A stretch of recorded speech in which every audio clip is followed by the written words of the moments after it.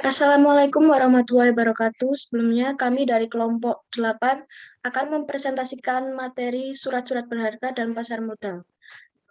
Sebelum masuk ke materi, saya akan memperkenalkan anggota dari kelompok 8. Yang pertama, saya sendiri Via Zarwatunisa dengan NPM 21401414190. Yang selanjutnya ada Indriani Nur Isnaini dengan NPM 2120104050. Yang terakhir ada Tasya Nari Handayani dengan NPM 2110104014. Materi yang pertama akan dibacakan oleh Indriani Nur Isnaini. Baik, saya akan membacakan materi yang pertama yaitu surat-surat berharga. Silakan di next.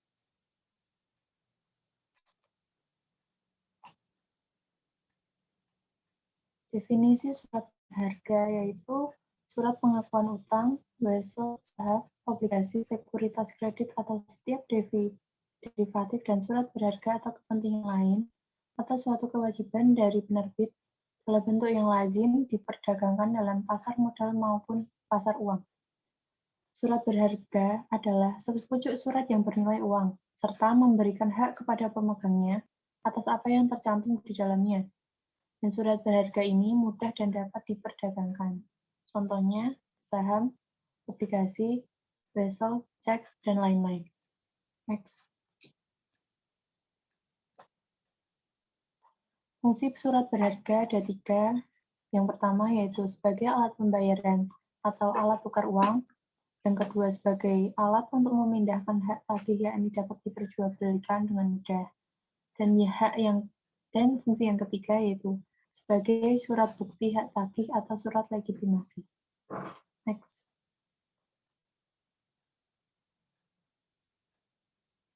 Ciri-ciri surat berharga ada 6. Maksudnya ada 7. Yang pertama, surat berharga tersebut berbentuk dokumen yang tertulis. Surat berharga harus memiliki nama, adanya beberapa tanda tangan dari pihak yang terkait. Surat berharga merupakan perintah atau janji tanpa syarat. Dalam surat berharga tersebut terdapat akta perintah atau janji pembayar.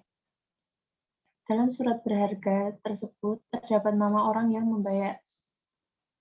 Terus ciri-ciri yang terakhir, terdapat keterangan waktu pembayaran yang harus dilakukan. Jenis-jenis surat berharga dalam KUHD. Yang pertama yaitu wesel. Wesel merupakan surat berharga yang di dalamnya memuat kata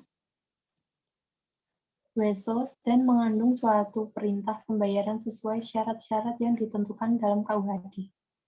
Jenis wesel yaitu ada wesel atas pengganti penerbit, wesel atas penerbit sendiri, wesel untuk rekening orang ketiga, wesel inkaso, dan wesel domisili. Berikut adalah contoh gambar dari wesel. Oke, next. Kemudian ada cek. Cek adalah suatu surat berharga yang memuat kata cek yang bertanggal dan menyebutkan tempat penerbitannya, yang merupakan perintah tanpa syarat kepada bankir untuk membayar sejumlah uang kepada pihak-pihak pemegang atau pembawanya di tempat tertentu. Jenis cek yaitu ada surat cek atas pengganti penerbit, surat cek atas penerbit sendiri, surat cek untuk perhitungan orang ketiga, surat cek inkaso, dan surat cek berdomisili. Next. Berikut merupakan contoh dari surat cek. Kemudian ada surat sanggup atau promes. Surat sanggup merupakan suatu kontrak yang berisikan janji secara terperinci dari suatu pihak atau pembayar untuk membayarkan sejumlah uang kepada pihak lainnya atau pihak yang dibayar. Nah, ini contoh dari surat sanggup. Next. Kemudian ada kwitansi atas tunjuk. Kwitansi atas tunjuk adalah suatu surat yang ditinggali, diterbitkan oleh penanda tangannya terhadap orang lain untuk suatu pembayaran sejumlah uang yang ditentukan di dalamnya kepada petunjuk atau atas tunjuk pada waktu diperlihatkan. Ini adalah contoh dari kwitansi. Oke, next. Kemudian saham. Saham dapat didefinisikan sebagai tanda penyertaan atau kepemilikan seseorang atau badan dalam suatu perusahaan atau perseroan terbatas. Dapat dilihat dalam slide PPT kami contoh dari saham. Next. Kemudian ada konosemen atau bill of lading. 6 KUHD. Konosemen adalah suatu surat yang bertanggal dalam mana si pengangkut menerangkan bahwa ia telah menerima barang-barang tersebut untuk diangkutnya ke suatu tempat tujuan tertentu dan menyerahkannya di situ kepada seorang tertentu. Begitu pula menerangkan dengan syarat-syarat apakah barang itu akan diserahkannya. Dan ini adalah contoh dari surat konosemen. Next. Kemudian jenis surat berharga yang di luar KUHD. Next. Yang pertama ada billet giro.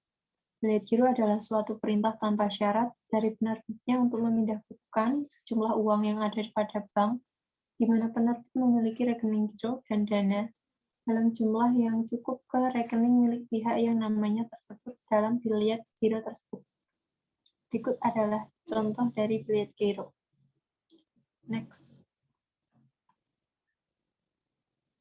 Kemudian jenis surat berharga yang kedua itu Dr. Andes Bambang Rianto. Obligasi adalah suatu pengakuan hutang yang dikeluarkan oleh pemerintah atau perusahaan atau lembaga-lembaga lain sebagai pihak yang berhutang yang mempunyai nilai nominal tertentu dan kesanggupan untuk membayar bunga secara periodik atas dasar persentase tertentu yang tetap. Ini adalah contoh dari obligasi. Oke, next. Kemudian ada commercial paper. Commercial paper atau CP pada dasarnya merupakan promise yang tidak disertai dengan jaminan atau unsecured promissory notes. Diterbitkan oleh perusahaan untuk memperoleh dana jangka pendek dan dijual kepada investor dalam pasar uang. Next. Kemudian ada sertifikat deposito. Sertifikat deposito atau negotiable certificate of deposit atau CD merupakan deposito berjangka yang bukti simpanannya dapat diperdagangkan. Ini adalah contoh dari sertifikat deposito. Bisa dilihat pada slide. Kemudian yaitu ada Bankers Acceptance atau BA. BA adalah time draft atau wesel berjangka yang ditarik oleh seorang eksportir atau importir atas suatu bank untuk membayar sejumlah barang atau untuk membeli valuta asing. Contohnya seperti yang ada pada layar di sini. Kemudian surat berharga pasar uang atau disingkat SPBU. SPBU adalah surat-surat berharga berjangka pendek yang dapat diperjualbelikan secara diskonto dengan Bank Indonesia atau lembaga diskonto yang ditunjuk oleh Bank Indonesia.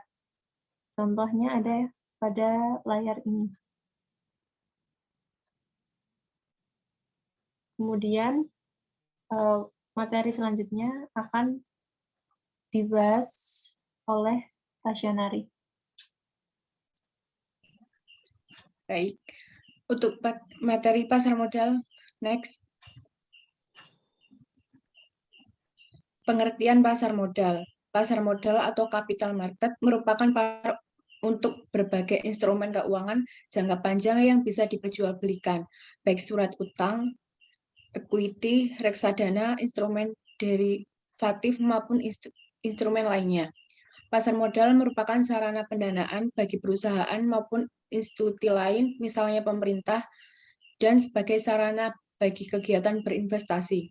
Dengan demikian, pasar modal memfasilitasi berbagai sarana dan prasarana kegiatan jual beli dan kegiatan terkait lainnya. Next.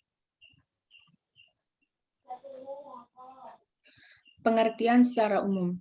Pasar modal adalah kegiatan dalam melakukan transaksi jual beli surat berharga atau efek antara investor dan perusahaan emiten serta pelaku pasar modal lainnya. Sementara tempat yang dijadikan sebagai pasar modal adalah Bursa Efek Indonesia atau BEI. Next. Sejarah pasar modal. Sejarah pasar modal di dunia dimulai oleh negara Prancis pada abad ke-12. Kemudian di Bruges, Flemish, Belgia juga memulai perdagangan komoditas pada abad ke-13. Perkembangan jual beli efek baik komoditas atau surat berharga terus meningkat di berbagai negara Eropa termasuk Belanda. Next. Sejarah pasar modal Indonesia diawali dari penjajahan kolonial VOC Belanda. Pada tanggal 14 Desember 1912 di Batavia, pasar modal di Indonesia resmi berdiri dengan nama Vereniging voor de Effectenhandel atau Asosiasi Perdagangan Efek. Sayangnya pada tahun 1918, pasar modal Indonesia tersebut harus ditutup karena muncul gejolak ekonomi sebagai akibat dari Perang Dunia I dan II. Pasar modal Indonesia kembali dibuka tahun 1977 oleh Presiden Soeharto dengan nama Bursa Efek Jakarta. Akhirnya, pasar modal di Indonesia semakin berkembang dan diperbarui kebijakan dan namanya menjadi Bursa Efek Indonesia. Next. Pelaku pasar modal. Pertama, emiten. Perusahaan yang melakukan emisi baik yang berupa saham ataupun obligasi. Investor, pemodal yang akan membeli atau menanamkan modal di perusahaan yang melakukan emisi. Penjamin emisi atau underwriter, lembaga yang menjamin terjualnya saham atau obligasi sampai batas waktu tertentu dan dapat memperoleh dana yang diinginkan emiten. Next. Pelaku pasar modal, agen penjualan, pihak yang menjual efek dari perusahaan yang akan go publik tanpa kontrak dengan emiten yang bersangkutan. Pialang atau broker, perantara antara si penjual dengan si pembeli dalam jual beli efek. Next. Fungsi pasar modal, fungsi ekonomi, mempertemukan dua kepentingannya yaitu investor dan perusahaan emiten. Investor ingin berinvestasi demi mendapat keuntungan, sedangkan perusahaan emiten membutuhkan tambahan permodalan dari investor. Membuka kesempatan para pengusaha untuk memperoleh modal sehingga terciptanya kestabilan likuiditas dalam perusahaan melalui penjualan surat berharga atau surat utang di IPO atau obligasi.